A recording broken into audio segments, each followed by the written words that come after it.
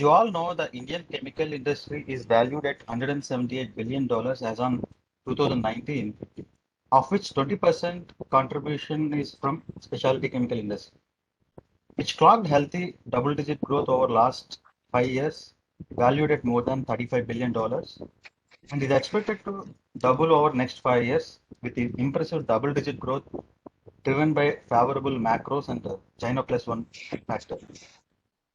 The specialty chemical segment, it derives its growth from underlying growth in the user industries such as personal care, painting and coatings, colors, pharma and agro, to name a few.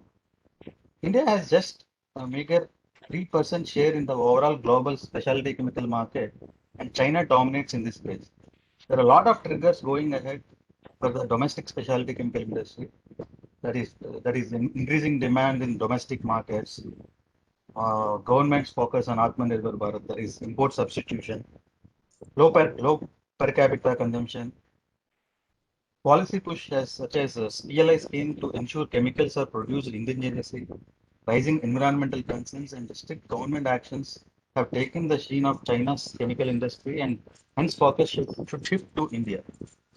To understand basics of this sector, we have today Mr. Ashish Modi, angel investor and chemical importer, will speak on the topic specialty chemical sector overview and opportunities. We have seen a lot of interest in this space among investors, given that so many stocks generated extremely good returns in this sector over last few years, and many investors don't understand this sector well. Even personally, I don't understand this sector. So I'm sure many of our members were looking forward to this session. Ashish is new to TIA and he's doing it for first time. To give a brief introduction about him, Ashish Modi is a chemical importer, distributor, and inventor from Mumbai. He joined the family business in his early 20s, managing the firm's agency efforts with Hindustan Organic Chemicals. After taking over the leadership of the firm 15 years ago, he led the transitions from domestic distributor to an import-based strategy, creating relationships across the world with leading chemical companies, both in India and abroad. As with many business owners, he is also an active market investor for over last 3 decades, slowly and gradually taking over the largest interest in these investments. His knowledge, experience, and connections in this chemical space have been a valuable asset over last few years, as a chemical space in India has experienced exponential growth and found the recognition by one and all. He actively tracks the industrial chemical space and is directly involved in dealing with number of top chemical companies, allowing him to get in-depth outlook of their performance. Ashish is also an active angel investor, having invested in over 25 startups over last 5 years and seen profitable exits with his companies being acquired by likes of Oyo and Swiggy. Let us welcome Ashish to take over this session. Over to you, Ashish. Thanks, Srini, for giving me this opportunity to speak about chemical industry. Friends, this is my first time, so if there are some mistakes, please do tell me. About my presentation, I would like to say that each slide, if there is, let us make it a little interactive. If there are questions at each slide, I would be more than happy to answer them there. And we will go forward in that way. And in the end, we will have a Q&A also. So should I start, Srini? Is it okay? Yes, actually, Ashish wanted a more interactive session. So typically we ask members to post questions in chat window, but he wanted you to unmute and ask anytime during the session. Go ahead, Ashish. Yeah. So I'll start with my disclaimer first, that content of this presentation is only for information and not to be constituted as any investment advice. I am not a SEBI registered investment advisor. Please consult your financial advisor before acting on it. Me and my associates may have an interest in some of the stocks discussed, maybe in many, and I reserve the right to evolve my thesis as time goes by. So when we talk about chemical industry and the kind of interest which I have been seeing in the chemical industry for the last 5 years from the stock market is something which I have never seen before. And very honestly, there were days when, when we used to interact with a kind of a company like a Deepak or a RP, and their owners used to tell us to buy their stock, which used to be around 20 rupees or 30 rupees. And we used to tell, no, we want to do business. We don't want your stock.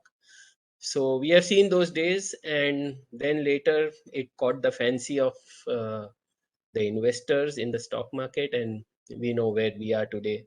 And it's one of the most happening industry in the stock market, and sometimes I feel it's also very expensive, but that's a different story. So let me just give a chemical sector overview. How do we define a chemical sector? We will come to the specialty part later, but just to make it very simple, there are two ways to look at chemical sector. One is the organic way, another is the inorganic way. Now, what's an organic way? Organic chemicals, they start from crude. They have carbon basically, and inorganic is anything which comes out of mines or which does not have carbon. Let us put it that way. So we have, on one side we have an organic chemistry, another side is the inorganic chemistry. We, out of the inorganic and organic chemistry, we can develop specialty chemicals. It is based on different processes and reactions, and there are commodity chemicals which help to create the specialty chemicals. So that's a little bit of an overview of how the sector works. Of course, there are a lot of subsectors into this, and I will come to that slide later. Let me first talk about a little bit of organic chemistry. The organic chemistry is basically the expertise which India has at the moment. We traditionally we had these oil refineries like BPCL, IOC, and HPCL. Then we had this Reliance, and from there we started building the building blocks. We used to refine crude. Crude used to give us the aromatic part, which is the benzene, the toluenes, then the pre-polymer parts, which are the propylenes, ethylene, and so all these commodity, the first stage crude distillates, as we call it, and they are also kind of commodities because uh, they are the starting point for any organic chemistry product. So slowly India start, because we had these products available and there were a lot of restrictions on mining, and the licenses were difficult to come, so we could only develop a little bit of a chloroalkali industry in the organic sector to start with, and the sulfates and the sulfides. But uh, slowly, as Srini also told, that we are only at 3% in the specialty group. We are slowly moving towards developing better chemistries and developing better products. So here this is the traditional expertise of Indian chemical industry. Entire value chain route back to crude, as I explained, with stage-based value addition. So at every stage uh, of the crude distillate, we add value by doing a process to a chemical which changes the form and the usage of that chemical as we go forward.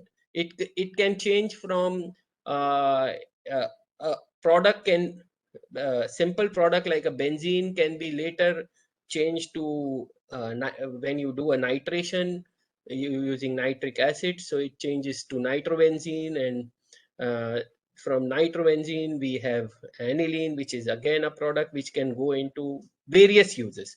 It's just an example which I wanted to give.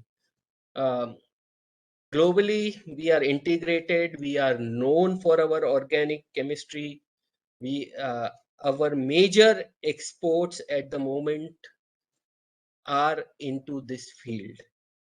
This was also because we at one time were counted as the place to do the dirty chemistry, and we used to have a lot of pollution, thanks to our honorable Prime Minister, Mr. Narendra Modi, when he was the Chief Minister of Gujarat.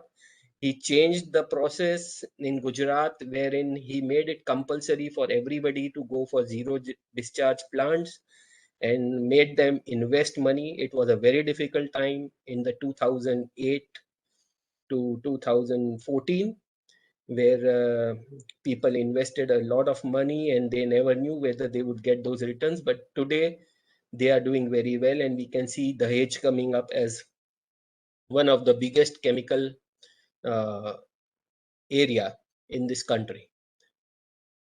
Significant innovations already present in the foundational processes, companies now focusing on creating their niche. Just to give an example, we can see an Aarti and a Atul and a Deepak Nitrite, or any of these companies who have already had their play with the organic chemistry, and now they are finding their niche.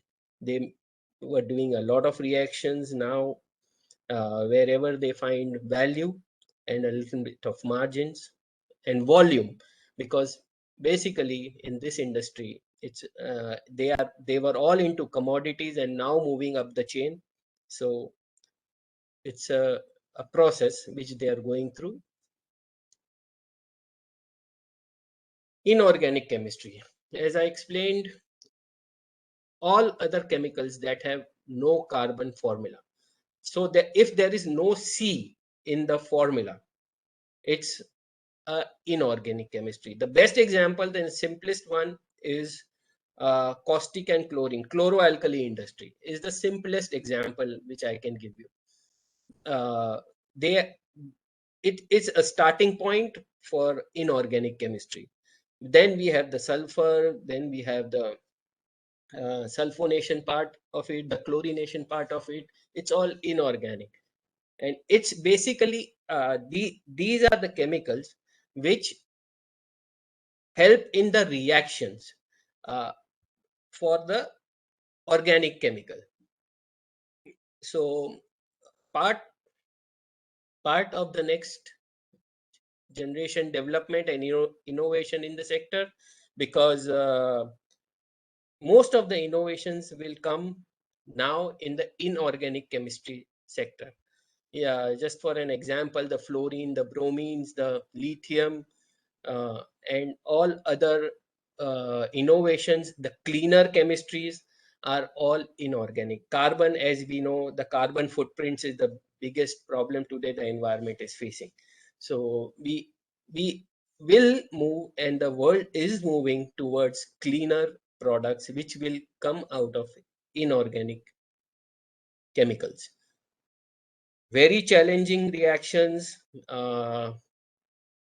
difficult products to make each reaction, because uh, it's not a one step reaction. Every inorganic chemical has a lot of uh, 2 to 3 or 4 stages reactions at any given point of time to get the final product. And so once the companies, whichever companies get into these products, they have a niche. The systems are becoming more efficient, the quality of the products are improving, and the criteria for success is much higher here. And that's why they are called specialty chemicals, since it has to replace the existing organic solutions.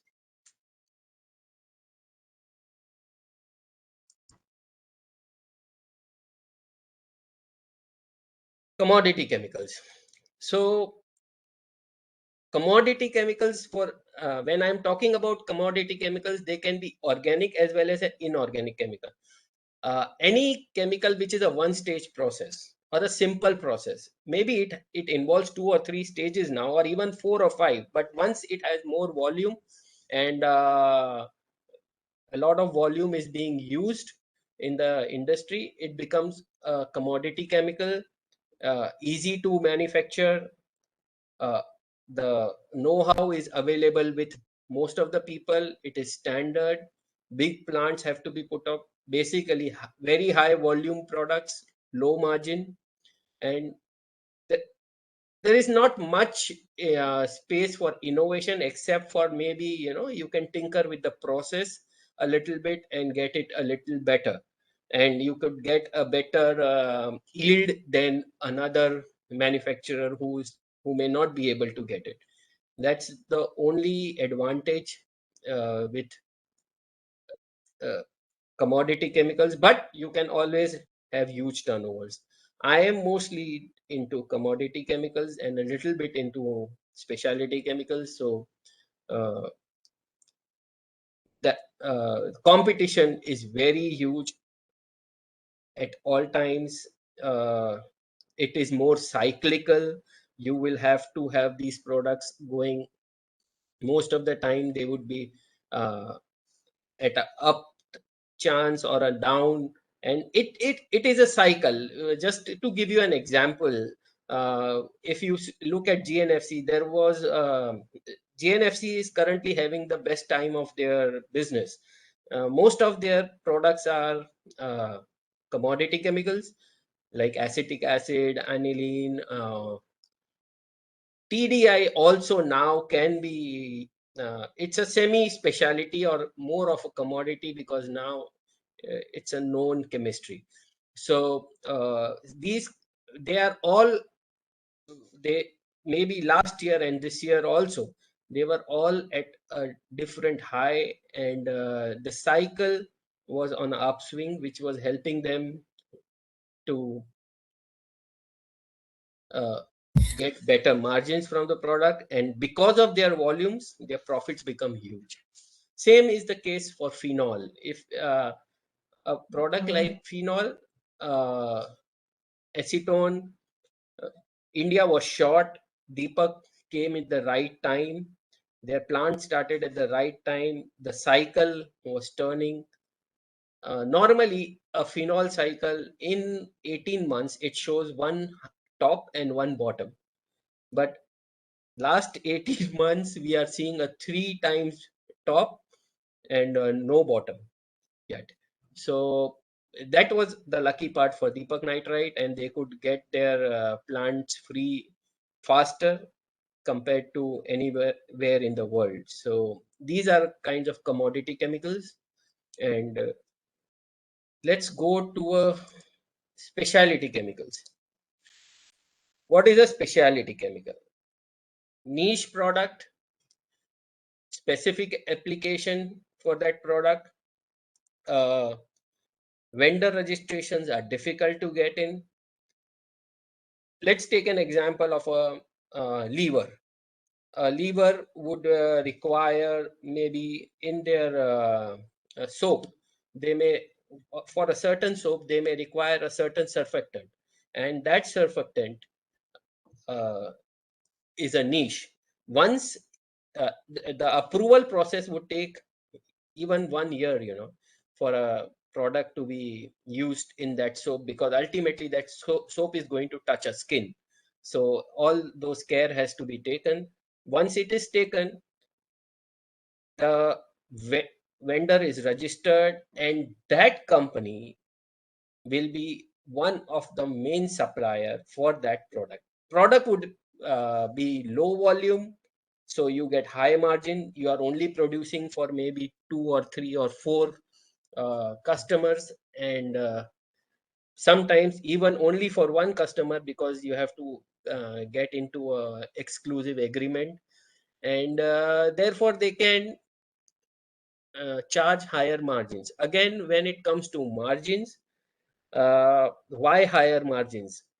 because for a lever, for an example, he would be selling the soap in bulk quantities, and he would be producing the same in bulk quantities, but this product would be a very small quantum of the whole process. So uh, it the effect on the product, on that soap, is not much by the change or the price of the surfactant. In such a case, uh, they are able to have the pricing power. The vendor has the pricing power.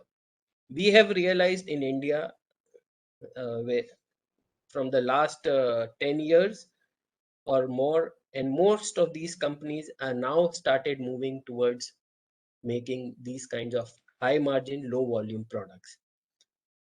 Again, very high entry barrier, because the chemistry is the process, the way of making that product is with a very few people, and it is indigenously developed many a times, or it has to be collaborated from for a multinational who has patented the process.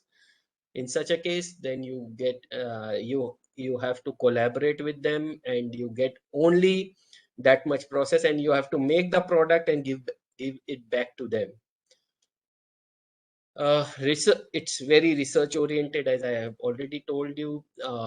Longer gestation periods, as I explained, it could take as much as 2 years to first develop the product. Once the product is developed, it may take another year for it to go commercial, and therefore competition is less, and uh, it's not about price here. it you it is about giving the right solution to the customer. With In many cases, therefore there is no competition as well. So I was talking about inorganic chemicals, and was it it looked like all inorganic chemicals would be specialities. No, they are not.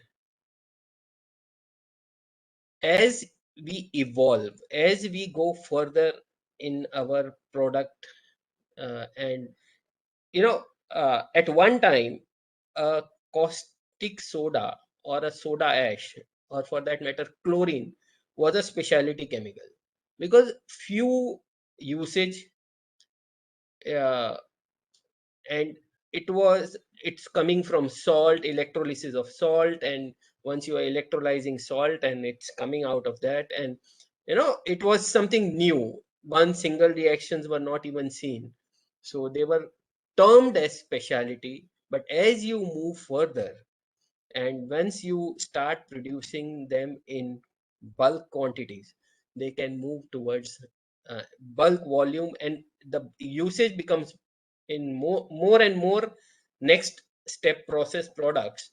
It becomes a commodity product. Now, for example, first year chemicals like bromine, fluorine are considered commodity today. Why? When Naveen started, just for an example, when Naveen started, he was the only one doing fluorine chemistry in India. There was some 3 or 4 producers in this chemistry of fluorine in the world, and Naveen was also one of them. They got in some of their product fluorination processes, and they started producing some of the products for some multinational companies who were buying it from them, basically getting their know-how from them, and slowly from there, uh, through our research and development, we developed more products. Naveen developed more products, and slowly they today, some of the products which Naveen manufactures can be now considered commodity, because even SRF could be doing it, even GHCL could be doing it. But Same goes for bromine. As of now, we have a new, for bromine, if you are doing only bromination in a simple one-step process, they are commodity chemicals. You get bromine, you do a bromination of the product and give it to manufacture the next stage specialty. But like a Neogen, for them, the first stage products of brominations are commodities, but as you move further in the value chain, when they move to the next stage of the products, where they are making specific products for a specific industry or usage, they are creating some kind of a specialty there. Lot of development happening, chemistries are being developed, and so maybe, as I said, specialties of today would become commodities as R&D continues. This change will be faster than the market expects. Please note that this is one we have to be at all times consider this fact that maybe today, for just for an example, I'm not saying that Neogen would change, but today they are a specialty chemical company. Going forward, if their R&D stops, they become a commodity very soon. So it's all about the people there, how much are they spending on R&D, and how fast they are getting into newer products and newer chemistries. Just to give you an example, refrigerants which were manufactured by Navin at one time were considered as commodities, specialities, and today they are now considered commodities, and many of them are now being stopped, as we know that. Uh, and you have to be. They have been changed to save the ozone layer at certain places. So so so developed a number of derivatives which will fall under specialty ambit out of the refrigerants. They have now moved to the next stage, and the process is continuing. So the subsectors of the industries now.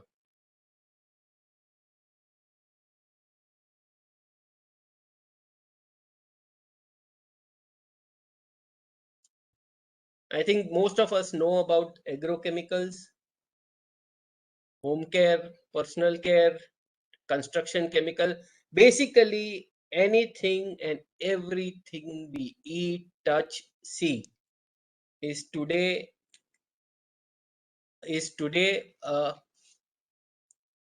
has some or the other chemical in it. Even a simple uh, tape, adhesive tape, would have a different strength, which will depend upon what has been coated on that tape for you to get different strength, and how much would it stay. Also, in case when you are eating any food product, most of the colors which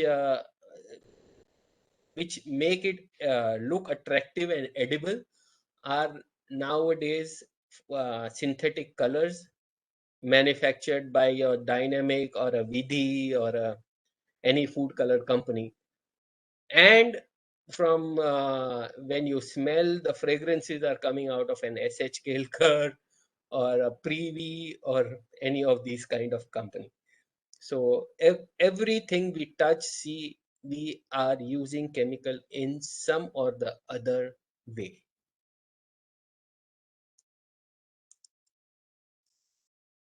So that was subsector by industry. This is subsector by chemistry. Chemistry, there is a benzene chemistry, which is very well developed in this country. We are ahead of China for a long time. China cannot compete with us in the benzene chemistry. We are better off. We are more quality conscious. We have better, and it was our traditional chemistry.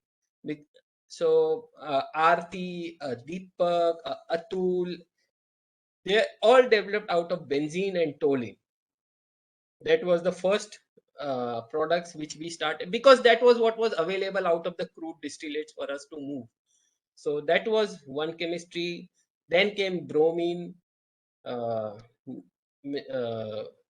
Neogen, as you know, they could do big in bromine. There were other players too who stopped at the first stage. They were not, none of them were listed. They were small factories. Oleochemicals, as we know, is about fine.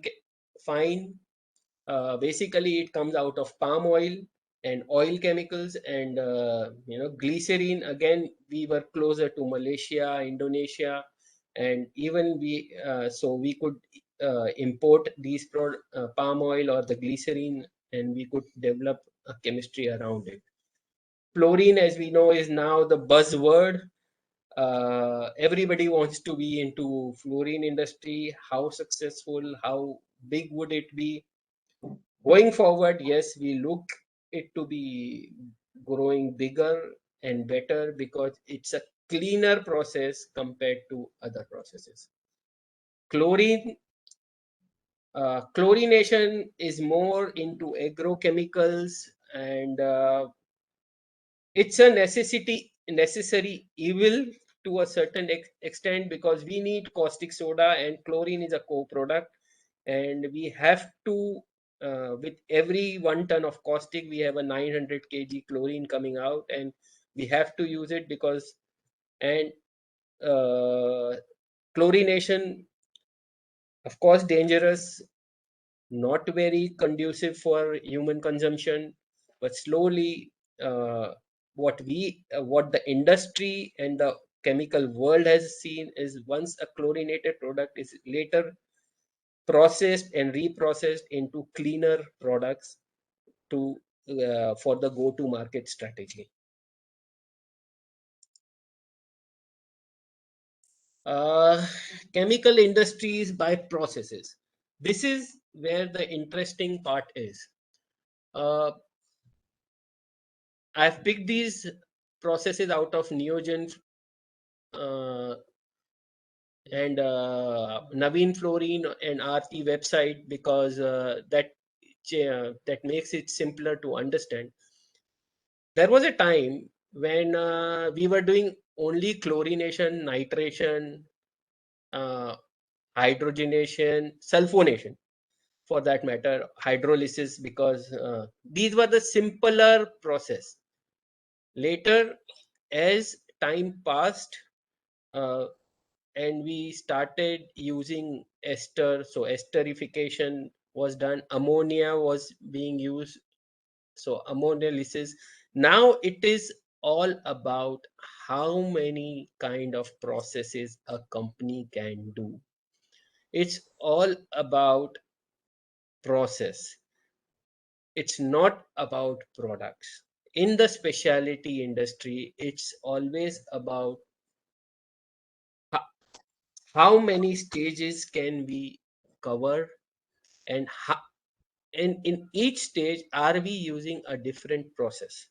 If we are able to do that, we are getting on higher on the value chain, and the margins are improving. Comparatively to cost, the margins would be higher, and that the product, at many times you would also find a customer coming to you and they would say, okay, you are good at maybe, you know, hydrolysis, just for an example, and they will give you a product, they'll give you two products, they say just hydrolyze them for us and give it back to us, we will go for the next process, you know. So it's all about how many processes you can do and how many of them can be done in house at the same time. Varying degrees and combinations of these processes create both commodity and specialty products. It depends upon uh, where and what you are doing. Just for an example, today, hydrogenation. I'll just take an example of hydrogenation. Uh, when you are doing catalytic hydrogenation or reduction, before 20 years, Deepak Nitrite was doing this. He was one of the only one doing it in Taloja. They had just developed the technology. At those days, uh, just let me talk about the whole value chain. There was toluene. From toluene, they were doing nitration, which was giving them orthonitrotoluene, paranitrotoluene. Basically, they again come in the same batch. So next, out of that, if we could go one step further, we could go for hydrogenation, which was a there was a catalyst involved, and we could do hydrogenation. That helped in reduction of the process, basically reduction of orthonitrotoluene into orthotoluidine, and that became a specialty. Today it is a commodity, but 20 years ago it was a specialty product. Now everybody does hydrogenation. The processes became simpler.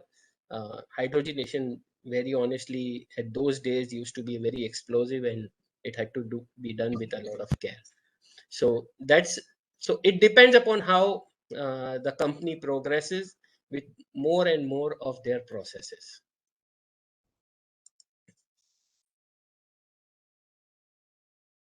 Processes tend to be standard for most companies from a theoretical point of view. It looks so easy. Like when we look at this slide, okay, he's doing ammonia analysis, he's doing helix, he's doing all these processes. For an example, if you look at the left side of the slide, the high pressure chemistry in the vapor phase. But when I'm talking about high pressure chemistry in chlorination, these are all processes which, if even a slight mistake, can blast the whole plant. We are, it is extremely dangerous and has to be done with a lot of care. And just imagine that you have done a chlorination, there is chlorine in already, a chlorine molecule involved, and then you are in that again, you may be doing a hydrogenation of that product. So it is a very high pressure chemistry moving towards vapor phase chemistry. If you look again, you are playing with steam. Basically, uh, how do I explain? But it's a difficult process, very honestly. So the processes are only slightly modified by most players for the purpose of economic benefit. Most of the processes are standard, but then you do a little bit of an R&D. This is mostly done to uh, to circumvent the patents to a certain extent, and then you are able to have a different you can show basically a different process with a you could just change the catalyst, you could just change a bit of it, and you can get into it. Some players have chosen to create their niche through processes rather than products, which, as I explained in the previous slide, that those, because the higher entry barriers are how many processes you can do and how well you can execute them. Just to give you an example, clean science and technology is a example where a company with focus only on processes, the same product was made in a cleaner way, environmental friendly way, and uh, a user friendly way. Comes to fine organics, another example where all processes are developed in house, even they manufacture their own machineries. Just imagine, just so that they have their proprietary technologies with them, and it is not shared outside, and they can be in the business for a longer time.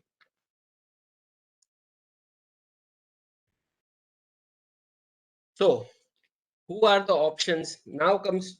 I know this was the most boring part, which most of the time, but as I thought I should explain a little bit about chemicals. Who are the options for us for investing in specialty in India? So there are pure play specialty companies like Vinati Organics, Neogen, Naveen Fluorine now a little bit of commodity, but still a lot of new products coming in. So we would still put it into a pure play specialty. These are some of the companies. A fully integrated player. A fully integrated player would be like an Aarti Industries, a Tool, a Deepak Nitrite, a Balaji Amines. They start from the first crude distillate or and move forward in the value chain, and they have gone they are integrated forward to an extent where they, though the products are commodity, but they have the complete value chain in them, and they at the last end of the product, it's a specialty product which is only being catered to a few industry. Like for an example, Aarti has a 10,000 crore rupees contract with Lances and or Dow, I don't remember which one, for the next 10 years for supply of the product. So those are basically Aarti has so many processes which they can do, and then they reach the end product, and those chemistries are then given to the multinationals. Process based specialties would be an Anupam Rasayan. If you talk about an Anupam Rasayan, that company would only talk about processes. They have a very good Japanese pedigree customers with them, and those customers will be always helping them to develop newer process, and they would be, they of course they have a product name which goes, but it's more of the process which is important from them. Same goes for a Clean Science. All products, everything is on, you can see the products, you can, but their processes to manufacture the same product what Camlin manufactures but a Clean Science manufactures is different. Fine Organics, we all know, is a very niche company with a lot of additives to serving most of the industry, and in some or the other way, and touching people at many places.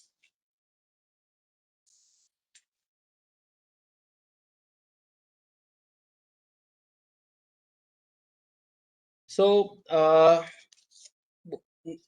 now let me talk about how we are now getting India as a whole is having an advantage of what is called the China plus one.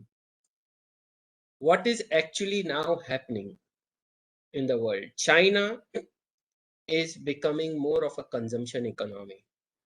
They are changing their stance. They have realized that they are no longer cheap.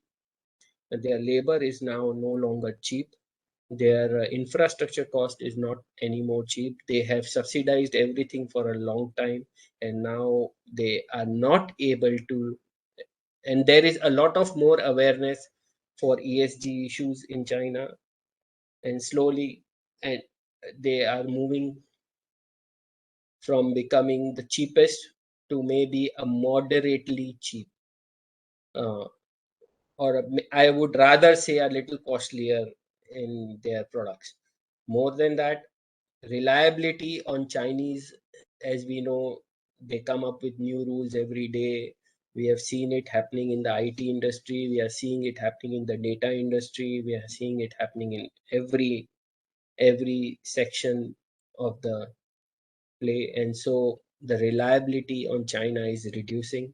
That's the reason we are able to get better orders, and this is a reality. Last 2 years we are seeing the chemical sector, the demand for our commodity products going up so fast, and the kind of capital investment which the large players or even the medium players are doing is phenomenal. We India is at a cusp at this moment where I personally have a view that in the next 5 to 7 years, India has a big scope of increasing their market share in the world chemical industry, as and those vendor registrations from the European and US customers are coming very fast and in a bigger way. So that's something about my presentation, and now I can talk. I have kept two case studies of two companies just to explain.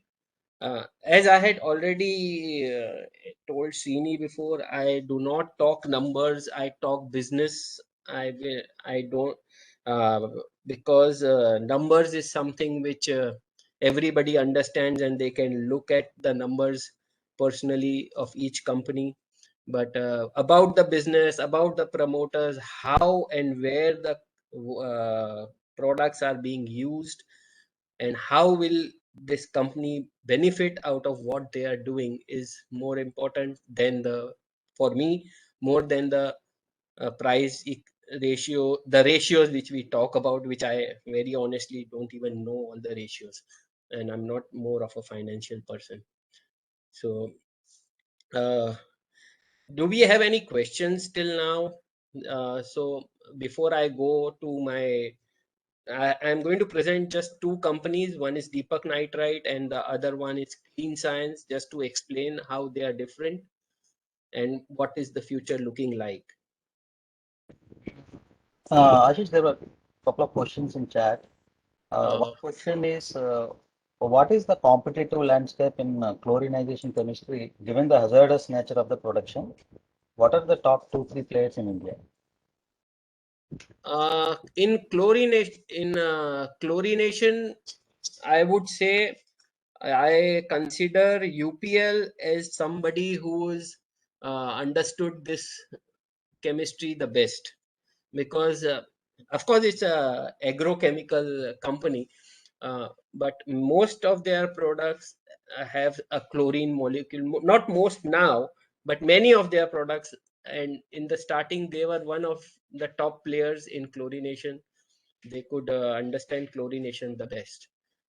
Given the hazardous nature of production, yes, that is what has to be considered at all times.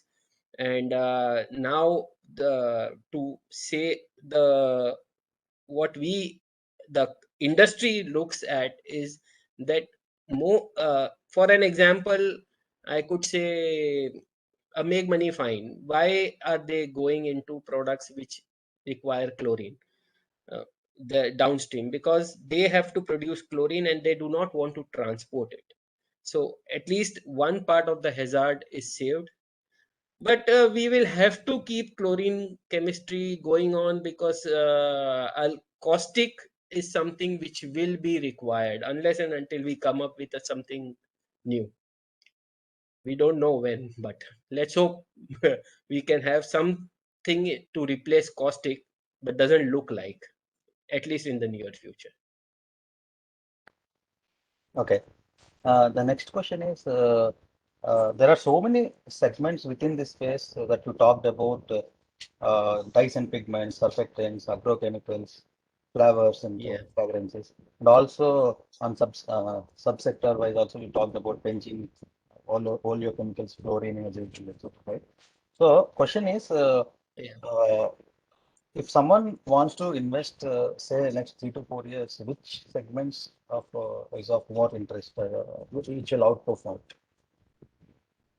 Segment wise, if we look at the bromine segment, I have a lot of promising from the bromine and the lithium. So uh, please do. I am quoting companies, but that does not mean I am recommending them. But companies like a Neogen Chemical looks to be good. Of course, I will not comment on the uh, price equity or ratios. That is for everybody to see. But yes, again, fluorine chemistry, we are quite gung-ho about it. I'll be talking about fluorine in this slide, and look at companies uh, which have, you know, they may be serving only a very few vendors, few customers, but would be having a niche.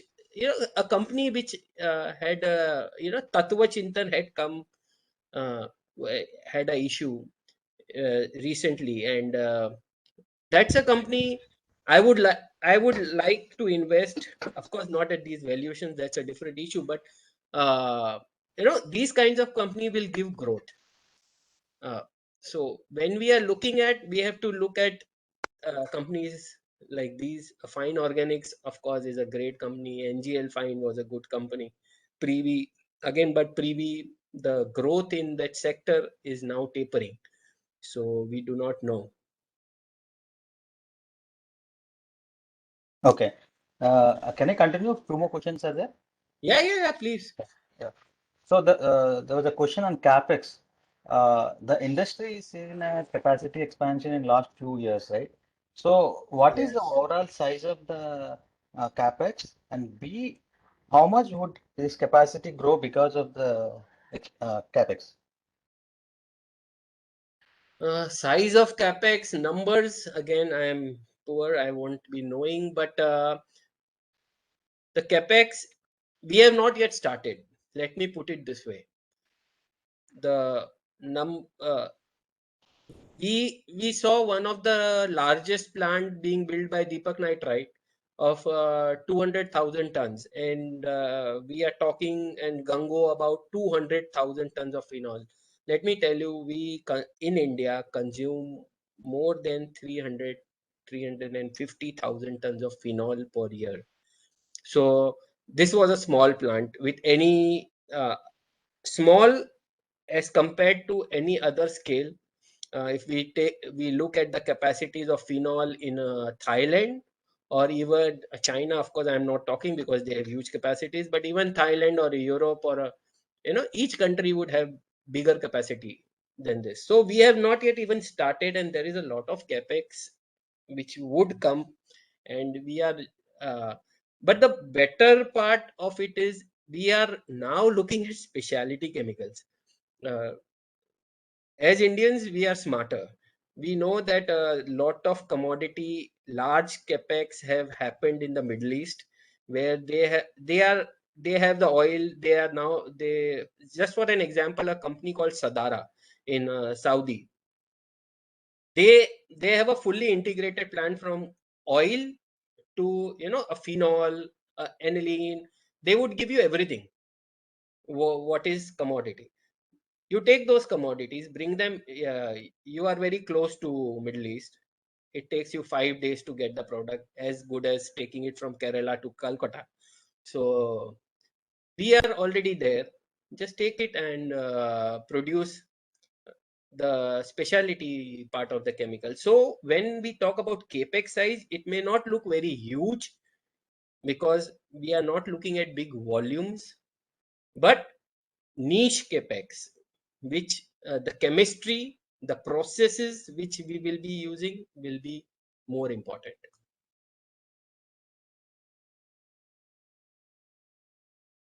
Okay. The next one is which companies in this space could benefit out of futuristic electric vehicle growth? Companies in this space could benefit from futuristic electric vehicle. Yeah. I would not be able to answer this. People talk about Himadri Chemical, but I have my own doubts what Himadri actually does. Uh, we only get to talk, and every 1 or 2 years they will operate the market and move out. One company which do come to my mind is Tata Chemicals. They are onto something. I don't know what exactly they are doing, but they are into the lithium space. So maybe the batteries, they may take over some companies abroad, or they may develop in-house. Some growth is happening. Some little bit help will also come from Neogen. I don't know how much. I cannot comment currently because I don't know the time pass information. कर रहा हूँ Sorry. हाँ sir company के बारे में सुन रहा था वो ऊपर है चलो And any special, any company, if anybody wants to talk about, I can give you better ideas. Someone Should is I? Yeah. Can I talk about Deepak and Clean, and then we can take more questions? Yep. Or Yeah. Sure, Rajesh, go ahead. yeah. So so I have chosen one fully integrated player and one process player. Why Deepak Nitrite? Aarti would have been a better choice if I would have to put an integrated player. But Aarti is already well covered. It is now demerging. They have already done their integrations and now demerging each part of, the specialty parts of Aartis are coming out, like an surfactant came out, shifting to Valiant. Now their life science businesses will be removed. So they have all, the growth is quite a lot done there. So Deepak, I chose Deepak because Deepak is on the growth trajectory. Both the promoters, Deepak Bhai himself and his both sons, Meg and Maulik, are passionate. They are looking at growth, and therefore I see more value in Deepak Nitrite. What was Deepak Nitrite? Let me 20 years ago, Deepak Nitrite was a player who was uh, uh, just a minute, I'll just have a little water.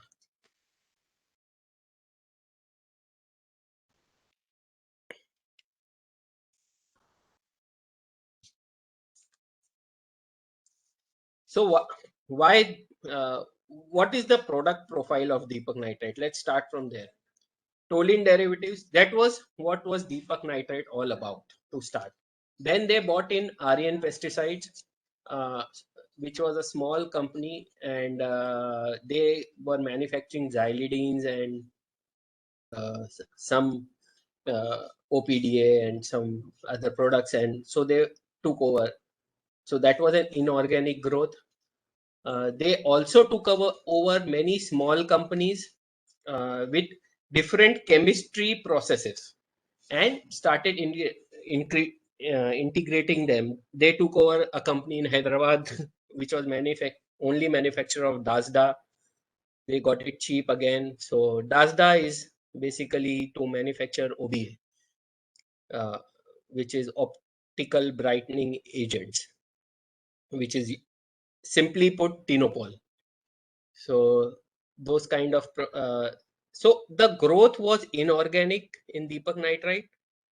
Then came up this huge expansion of phenol, and that changed the company's total view. Now what they are doing, luckily, uh, they different chemistries with similar processes. Okay. What are the advantages of Deepak Nitrite? One advantage is they have super understanding of regulations in this country. Every product of Deepak, not every, but most of the product of Deepak will have an anti-dumping duty on them. They know how to get it on their products, even if they are the only manufacturer of the product. There was an anti-dumping duty on Dasda. There is on sodium nitrite. There is on phenol. There is, you name their products, and they would, and get it very fast. So they will always have better margins there on the product. How did they grow? They grew by acquisitions, was their strategy. The promoters are not chemical engineers, but still they knew dhanda, business, and that they knew from where they can get the right chemists, and they grew from generic. They went in, and they are now trying to create specialty products, different chemistries with similar process, spend on scale rather than R&D was their motto. They were building large capacities currently for the nitration part. They are nitration of toluene. They are the largest. They are the largest for OBA manufacturer in the world, and now have a significant market share too. They are one of a bigger player in the phenol segment in India. They are the largest again, and slowly now what they have seen is they should now get into R&D, and the they are now moving towards the strategy is acquire companies which have more R&D focus, or if you can't acquire them, at least acquire the people from there. So why while they were manufacturing phenol and acetone, just to give you a brief, when you manufacture phenol, you also get acetone along with it. Traditionally, phenol in India has a varied uses. Acetone was used only for as a solvent in the pharma space, and it had a very less use. So what was required was that we had to use the acetone, because otherwise you can't produce phenol. They are co-products. What Deepak did the first, immediately they put up a IPA plant, that is isopropyl alcohol, which is manufactured. One of the route to manufacture is from acetone. What is it doing next? It's going to manufacture diacetone. It's expanding the IPA capacity. So they have taken care of their acetone. What are they doing with the phenol? Rather than selling the phenol in the open market, they are value adding slowly and surely, because again they have good chlorination capacities.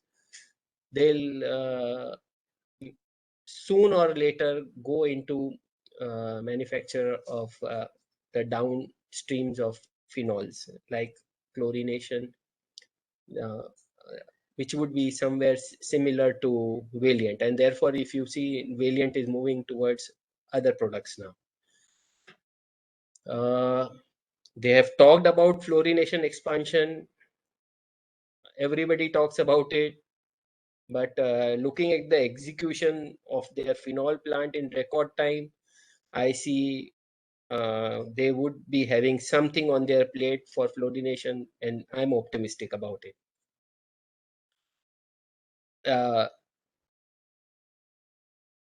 Proven abilities on acetone, proven abilities on phenol, specialty products of phenol. They have been talking about life science chemical expansion. Basically, they have got into niche products. Xylidines, for example, is also a niche. NOx are very niche. Nobody else in this country manufactures xylidine. So that's the kind of niche they know how to create, and that's from where they get their margins most of the time. For example, a phenol or a acetone is a game of what is the spread. You just have to keep looking at the spread. If the spread is more than $600-$700, you are making good money in phenol. Benzene and it's benzene phenol spread, basically benzene, propylene, and phenol. So it's a very standard product. But once you get into downstreams, and which they are getting into, I see a lot of value and growth going forward in this company, maybe with a view of 4 to 5 years. The next company which I'm focusing on is Clean Science. I love this company. I'm biased, though I have a very only tracking quantity, because that's what I got into from my public issue, and now I find it a little expensive. But a company which will, the promoters are great.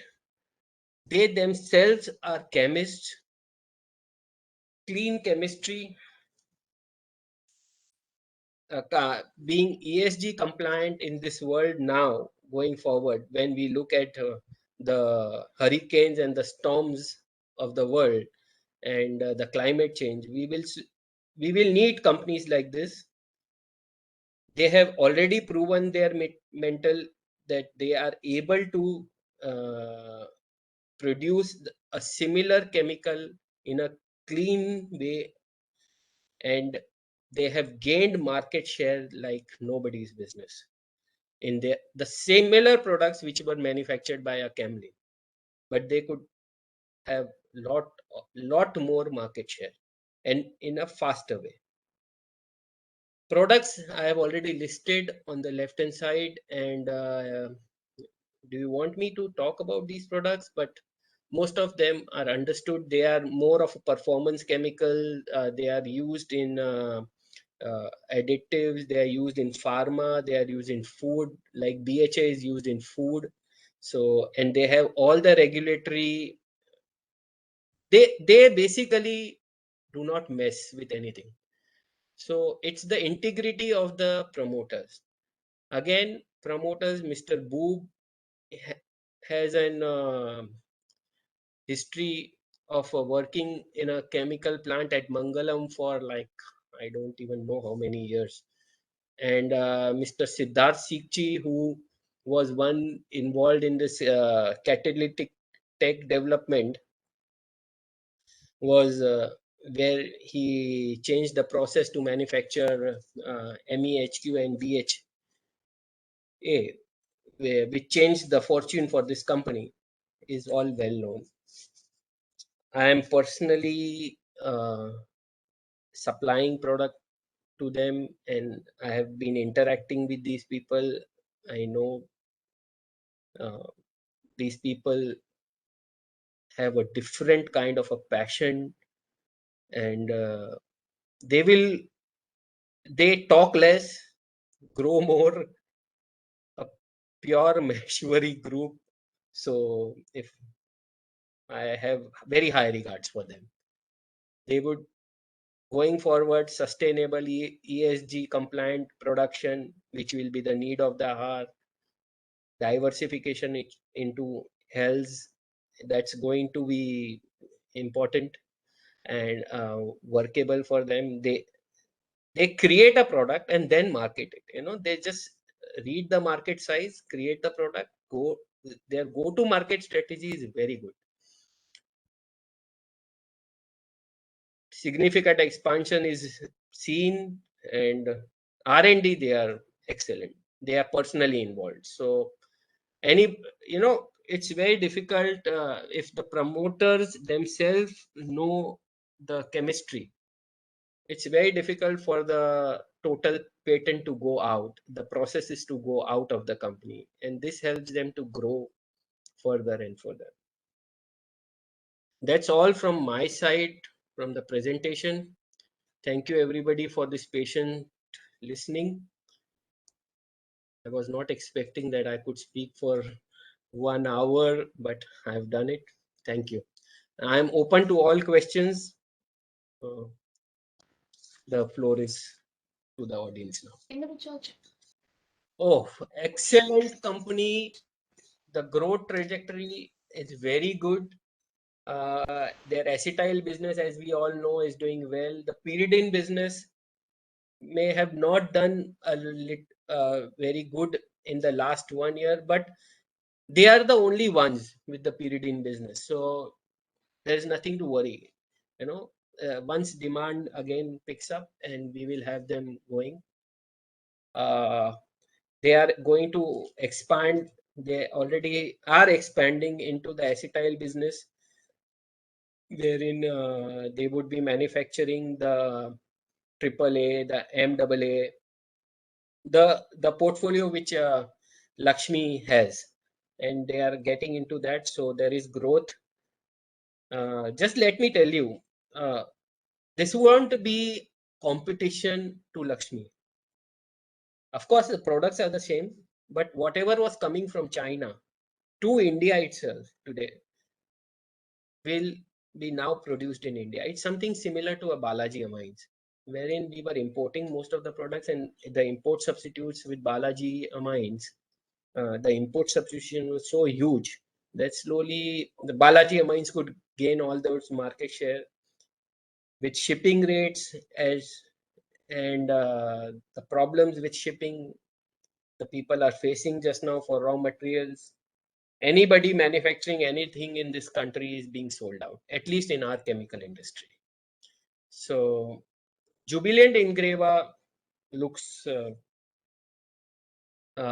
promising, looks to be growing. Again, please do your homework on the valuations.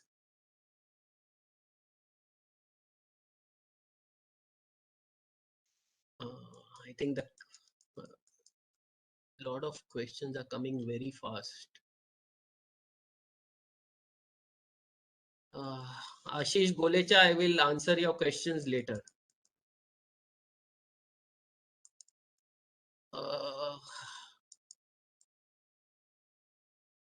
What is the growth expected in specialty space?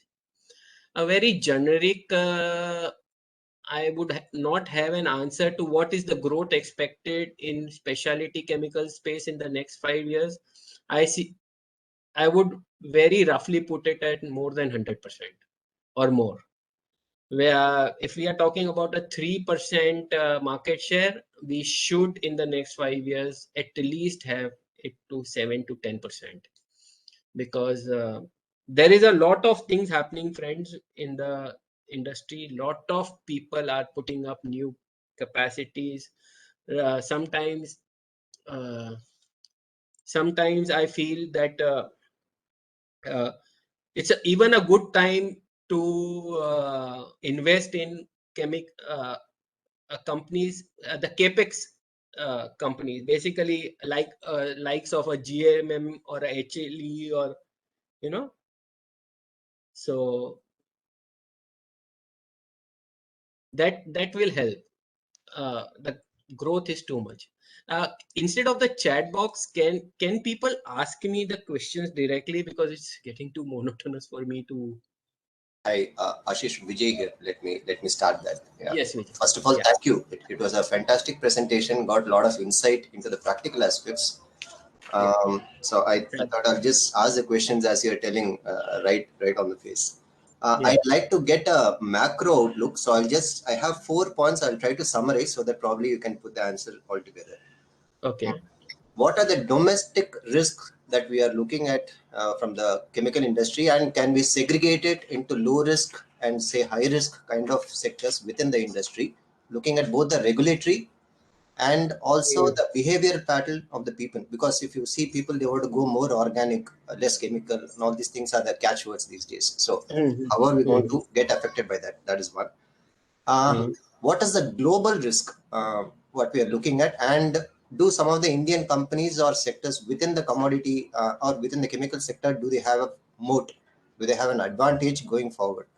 So that is another question.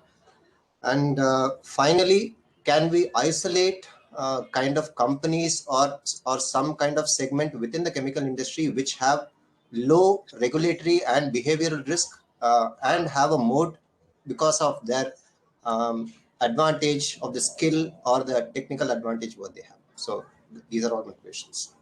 Okay. So the first question, people are going organic, so synthetic chemicals would be required less. Well, that's a very small. This country by itself is 130 crore people. I would say not even 1 crore people know and talk about organic. Maybe a little more in the villages, but as consumption is increasing, everything is going synthetic. So from that part of it, of course, it's not a good thing which is happening. But from the point of view of chemical industry, it's going to happen. Just let me also tell you about something what is happening in the chemical industry in this sector. Because we want to go organic, there is a segment which is called enzymes. The future in this country or in the world would be the processes would use enzymes rather than chemicals.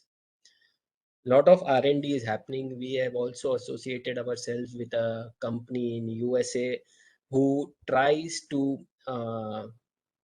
by using some kind of data mapping, and they are trying to find solutions wherein instead of using a certain chemical, they would use an enzyme for a process, which would make it easier for the chemical company to produce a product which is more organic, on the organic side of the food.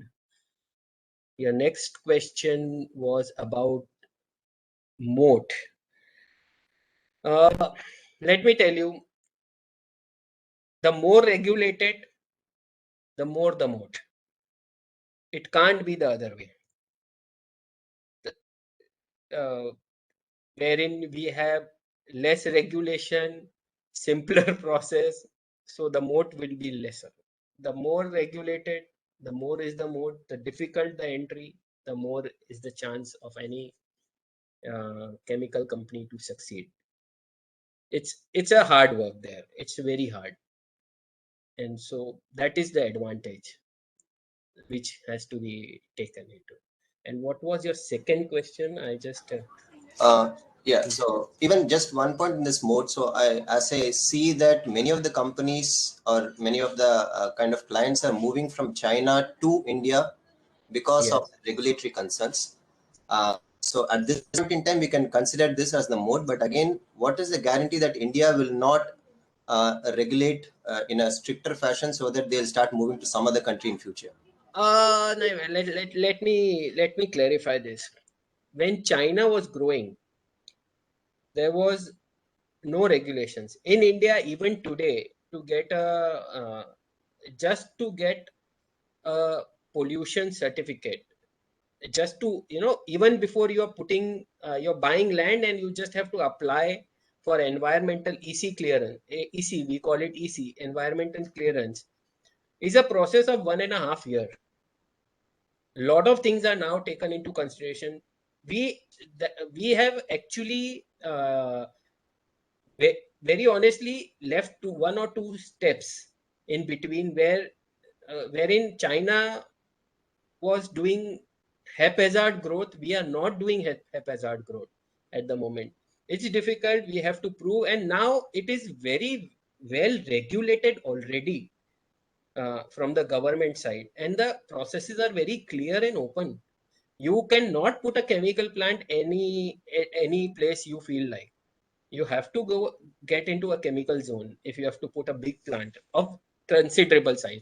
बाकी चोरी तो सब करते हैं, वो we can't stop, but they are now caught very fast. Yeah. So yeah, so that's an advantage rather than. And if you go and see these plants, because we have these multinational customers have very strict regulations. If you have to supply to them, they want a Europe in India, and that that company should be doing the dirty chemistry for them in India with all the regulations of Europe. So imagine the kind of So, expertise we have already got into. so actually, we are in a sweet spot, so to say. Yes, we are in a sweet spot. Good. The second question, what I wanted to know was, can we within this sector, can we isolate some of the areas wherein they have an advantage of being insulated from any changes both domestically and globally, because they are more niche from the R&D point of view, so that they keep growing immaterial of how the things are happening beyond their purview. Yeah, so if you look at companies which are into food additives, into somewhat into agro, you have that advantage, where, but again, agro a little difficult, food again difficult, because as newer molecules will be done, there will be they will be proven to be harmful for the body. But it's a evolving process, ultimately what I have seen is we cannot segregate completely. We have to live by the time. But having said that, a company like a Fine Organic, they are into additives. And additives, their range is so huge. If 10 or 15 products stop also, it will not make a difference to them. So at such times, we have to keep looking at companies like these. Again, companies like, again, I'm again coming back to Deepak, but it will be a need, Phenol, you can't live without phenol. You can't live without their products. So we will continue to buy. So maybe pricing power they may not have, because more competition comes in. But the need is there. We are still a chemical starved country. Let me put it that way. We don't have large capacities except for a Reliance. We don't have very large capacities on many products. If we are good at refining oil, but after that we require a lot of more capacities coming on many of the products. We don't have acetic acid. Just imagine, we are manufacturing like 100,000, 200,000 tons of acetic acid. Our requirements are like 1 million tons of acetic acid in this country. So it's a commodity, a simple commodity, but no manufacturing happening. So vast scope. Okay, so we can segregate either based on the volume requirement or the niche on the basis of the R&D. So something or the other, we need to see an advantage before. Of course, R&D, yes, that would be an advantage. A Clean Science, I like Clean Science because of the R&D. A Fine Organics, again R&D. Anupam Rasayan, again R&D. These are companies, just examples. Again, Tattva Chintan, a niche product. Ami Organics, for that matter, a new company. I'm not talking about the valuations, please, because they are all coming to, they have done the hard work and now they want to reap the benefits. And so they are pricing their companies at a very high price. But they have done what they have done for years and they deserve it. Okay. Since you mentioned about enzymes, just your views on advanced enzymes. So any views on how it is No, positioned? I am not tracking the company much and would not know much about them. So I will pass it. Right. Thank you. Thanks, Ashish. Thank you very much for the detailed insight. Thanks.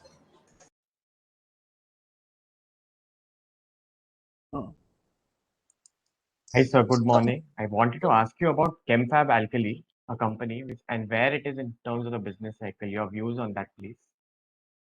ChemFab, ChemFab Alkalis. the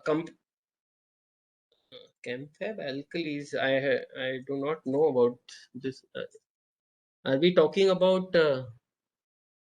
ChemFab Basically Alkalis? produces caustic soda. It's Chennai-based company. So we are talking about just a minute. Let me just see this. So we are talking about the company which is which just came up with a public issue. I think it IPO'd around 2-3 years back. Well, I do not know the company personally, so I won't have a view, but I can give you a view on alkali business at this moment. See, alkali business is also a cyclical business. It all depends upon how the aluminum industry is doing. So if aluminum is doing great, which it is currently doing, caustic soda prices would go up. If caustic soda prices are going up, alkali companies would be able to get better margins. It depends what are the forward integrated company around ChemFab Alkali to use the chlorine. Does he have any PVC? I am just looking at the company and I can see they have some PVC plant, PVCO pipes. So if they are able to manufacture PVC, so they are able to use chlorine, they will use VAM to PVC. So that would give them a little bit of more advantage.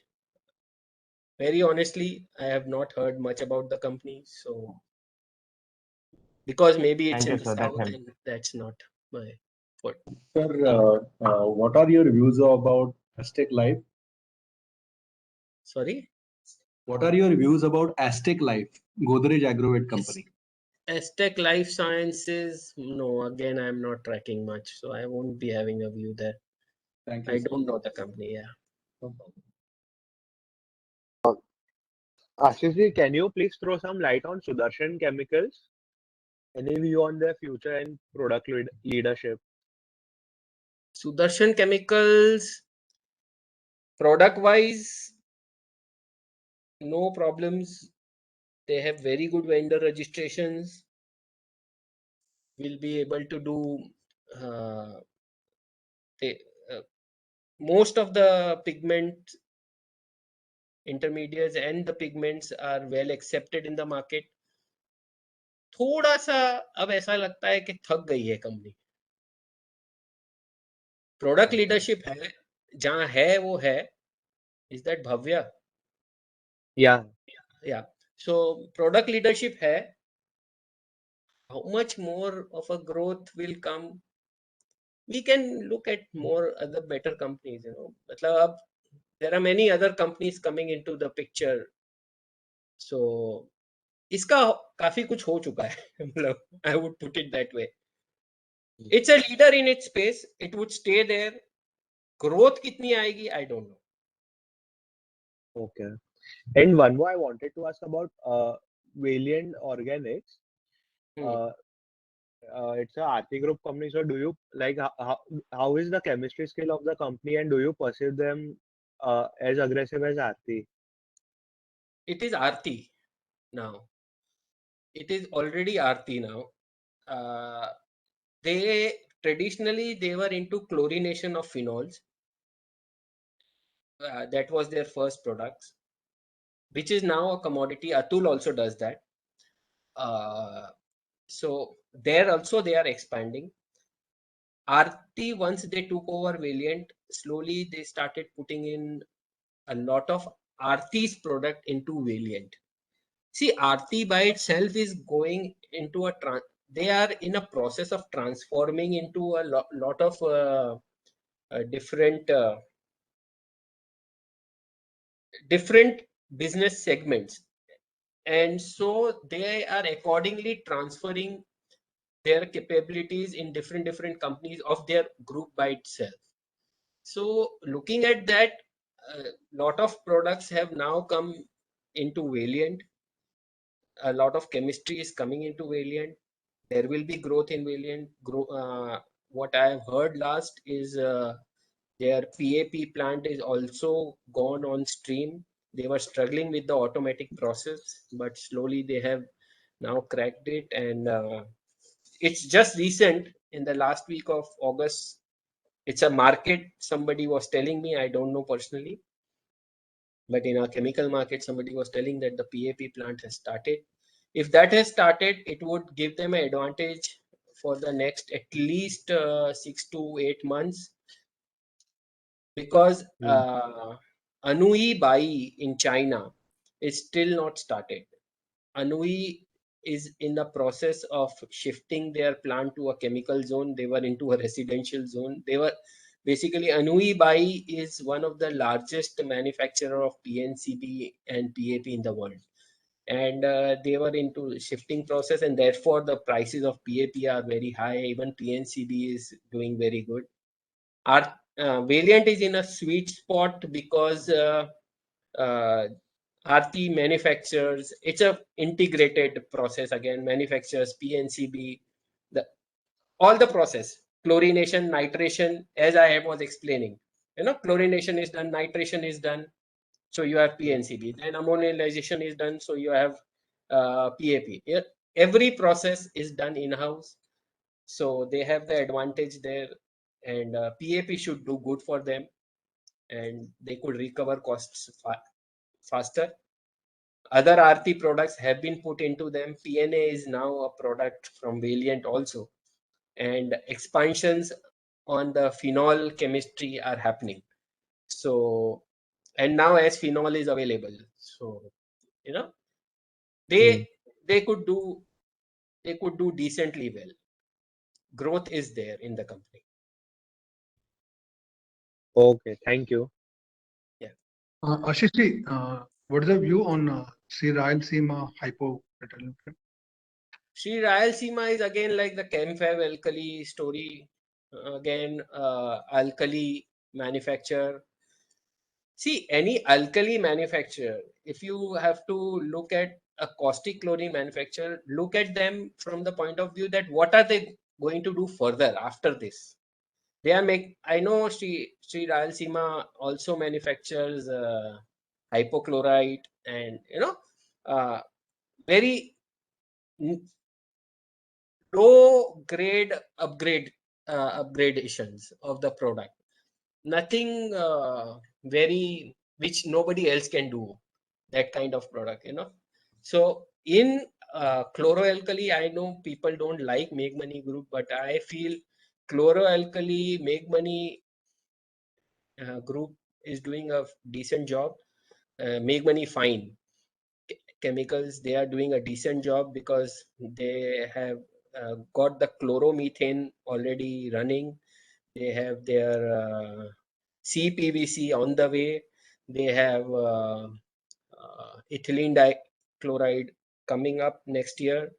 So that's a sweet spot because all chlorine being used in-house, all hydrochloric used in-house, caustic बेचने को मिलेगा और chlorine में they are already having downstream value addition. EDC, let me tell you, in India we don't have enough EDC, so that will be a sweet good product for them.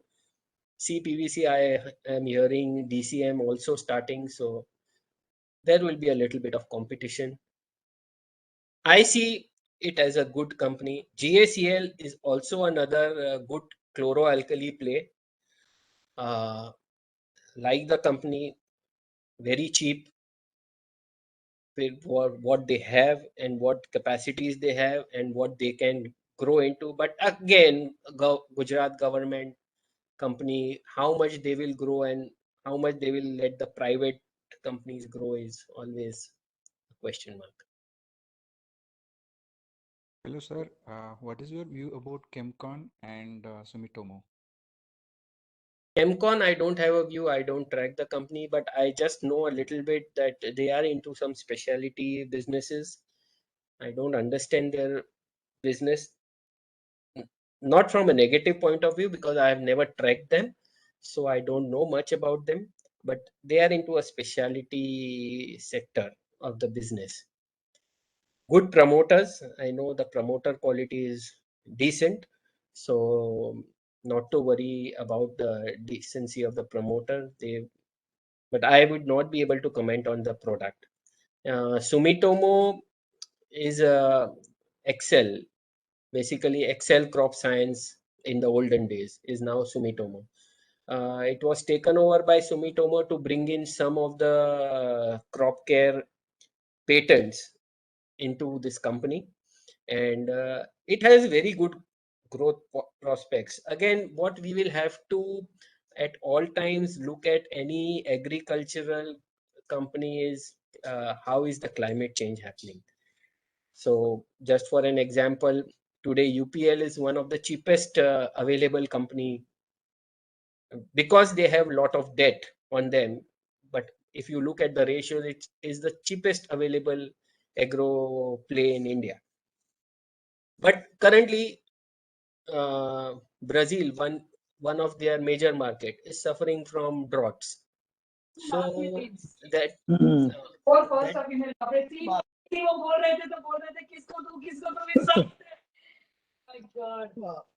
what an experience it, deliver the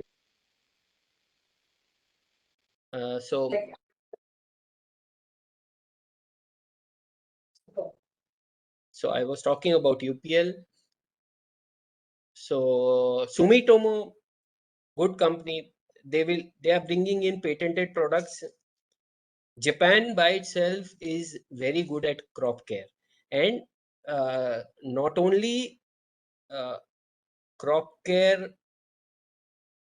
as crop care, not dirty but good one, wherein they have technologies which produces cleaner products. So they should grow from a long term view. I like Sumitomo. UPL has its own advantages because of the scale. Thank you, sir.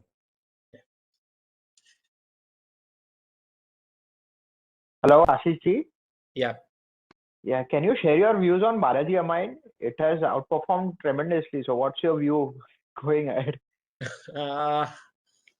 Superb company. The Reddy brothers are on the roll. They know the business in and out. Very passionate about their business. Still, there is a lot of scope of growth. I don't know. Again, please don't ask me the valuation. I don't know that. I had bought it very cheap, and so I am holding on to it because the newer capacities are still coming online. They would be utilized 100%. Capacities would be utilized. They are looking at newer products. Certain products are monopolies in this country. Basically, import substitution like a DMF, acetonitrile, and so they know they have a very good vision. As agrochemicals will grow and pharma will grow, Balaji Amines has to grow. And let me tell you, this after benzene chemistry, India has, when it comes to these amines, Alkyl and Balaji both have created a niche for India. Today we are exporting to a lot of countries all these amines, and we are now one of the market leaders with Balaji and Alkyl in this chemistry. So as I was telling, at each stage we are slowly but surely moving in different chemistries and creating leadership. It is going to soon happen even in fluorine with Lakshmi, Deepak, Naveen, of course, with an advantage of 20 years. So Lakshmi also, for that matter, would is bringing in the technology rightly from Italy, and so they would already have the experience with them, and they are very good at executing these plants. So I see a lot of scope. Balaji Amines, if you are holding it, please hold it. Thank you, Ashish ji.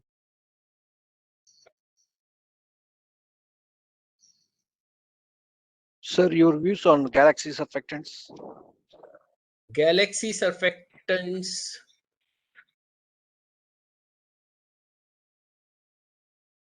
Galaxy surfactants, nice company, not tracking too much, but I know one thing, that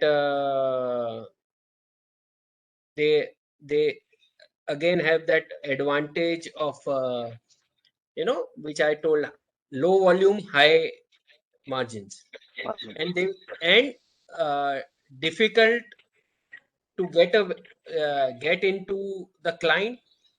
And once you are with the client, they will give you lot more products to develop in-house.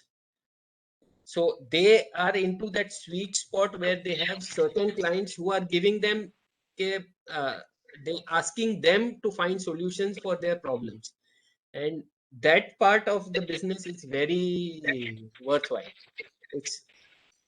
It's always because that gives you a lot of margins.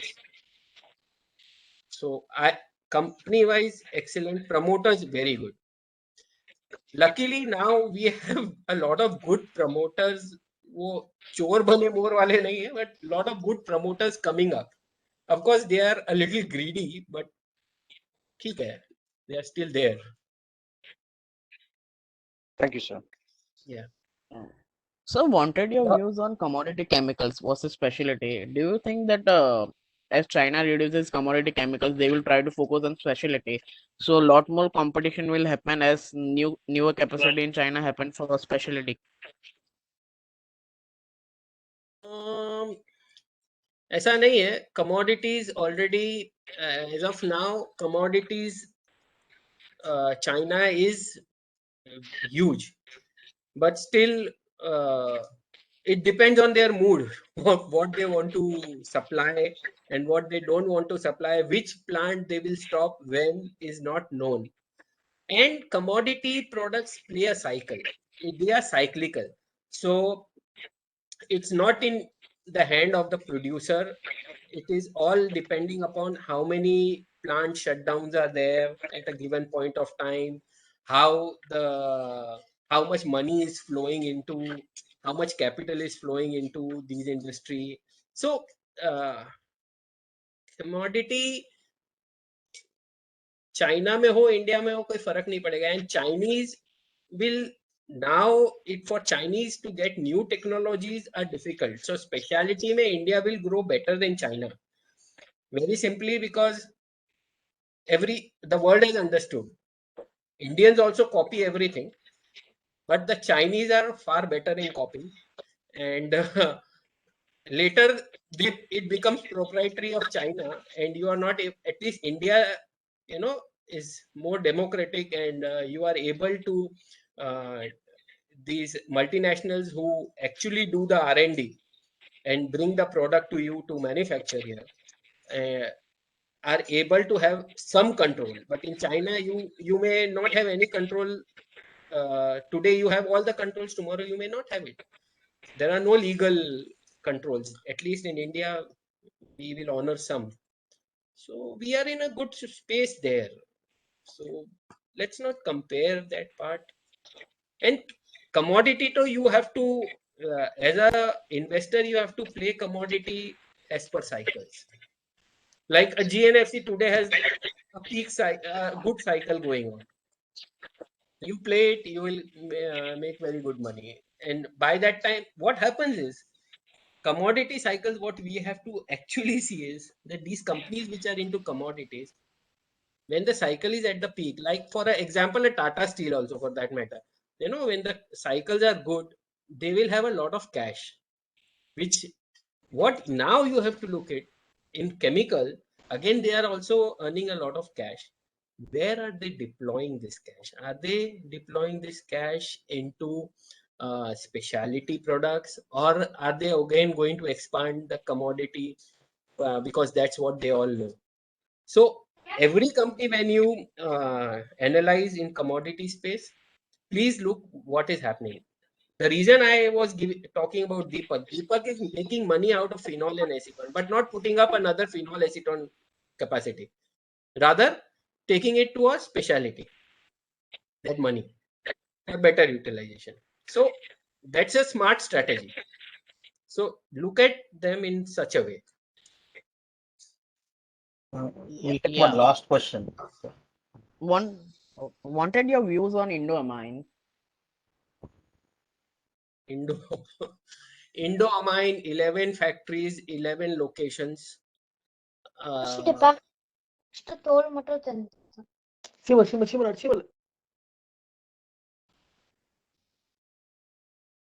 Should I talk? Indoamine's 11 factories in 11 locations. Decent promoter. I would not compare it to I would not compare it to a Balaji Amine or a Alkyl Amine or any of these. They do decent business. थोड़ा लबाड़ type है, but ठीक है जो है. मतलब कितना growth करेगा, it's a one man show. How much would they grow? I am not very. It's more of inorganic growth. They have taken over a lot of small companies and built this whole portfolio of factories. Advantage, they are at different locations. So if something goes wrong, accident happens in one factory, they are able to immediately move products to another one. So that's an advantage. But products decent, but nothing great to talk about. Baki, whatever the market is doing is, I don't know. I won't like to comment there. So. So, do you have any views on dynamic products? Yes. Dynamic products expansion is delayed, and last when I talked with the owners, they are now expecting it to start in end of September. Maybe it may go up to after Diwali. They have started their food color plant, of course. So little bit of top line would increase. I would just like to put up one thing here. When I'm talking about top line, guys, one thing in chemical industries, all prices have doubled or tripled. So don't look at top lines. Please look at, when you are analyzing any chemical company, look at their margins. More important is margins and profits, because top line तो हर एक आदमी ऐसे ही grow कर देगा, उसको कुछ करना ही, raw material ही महंगा है तो उसका एंड प्रोडक्ट महंगा ही होने वाला है. So top line, please, I just wanted to clear that. Okay, so again, dynamic, coming to dynamic, once they start their intermediate plants, they will be backward integrated to a large extent. Some of the intermediates which they are going to manufacture are import substitute to China. Currently it's being imported from China, so they will have that advantage. But if I talk only about their food color business, only if we talk about the food color business, the first one in food colors is Roha Dichem, which is not a listed player. The next one comes to be now Vidhi Specialities, because they have better exports. They are doing very good. They are also expanding into only food colors, which is the advantage. They are not burning cash too much.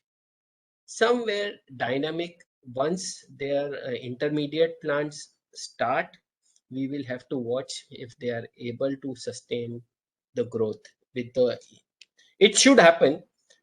I have a disclosure here to make. We are in advanced talks with them to sell their products, the intermediates part. So I will always like the company. Friends, we stop the Q&A here. It's already extended by 20 minutes.